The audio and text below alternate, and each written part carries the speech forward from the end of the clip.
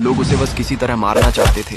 ये बदरिया जो कभी किसी का समोसा तो कभी किसी की रोटी चुरा लेती थी, क्योंकि उसके भूखे बच्चे उसका इंतजार करते थे। एक दिन बदरिया किसी के घर से संतरा चुरा लेती है। तभी ये आदमी बदरिया को पकड़कर उबलते हुए तेल में डाल देता है। बदरिया बेचारी तड़पते हुए भागती है। इधर बदरिया का पति किसी की परवाह नहीं करता था। बदरिया जो चुरा कर लाती वो खा लेता और बस दिन भर सिगरेट पीता रहता था। लेकिन आज बदरिया कुछ चुरा नहीं पाई, तो बदरिया का पति उसको बुरी तरह मारता है और फिर खौलता हुआ गर्म पानी डाल देता है। बदरिया बेचारी बिलबिला जाती है।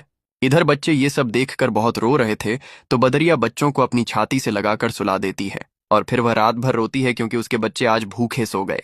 और सुबह होते ही बदरिया फिर खाना लेने जाती है। तभी उसका सिगरेटबाज पति उसके एक बच्चा को बाजार ले जाकर मांस की दुकान पर बेच देता है। इधर जब बदरिया घर आती है तो एक बच्चा कम देखकर घबरा जाती है। बच्चे रोते हुए माँ को सब बता देते हैं। माँ दौड़ते हुए मांस की दुकान पर आती है, लेकिन बच्चा अब नहीं था। माँ फूट फूट कर रोती है और अपने बाकी बच्चों को लेकर जंगल चली जाती है और फिर एक नदी के किनारे घर बनाती है। बच्चे भूख से बिलबिला रहे थे तो माँ खाना लेने चली जाती है। तभी एक जंगली शेर बच्चों पर हमला करके बच्चों को मार देता है। जब माँ वापस आती है तो मरे हुए बच्चों को देखकर चीख चीख कर रोती है और फिर बच्चों की याद में नदी में कूदकर अपने प्राण दे देती है।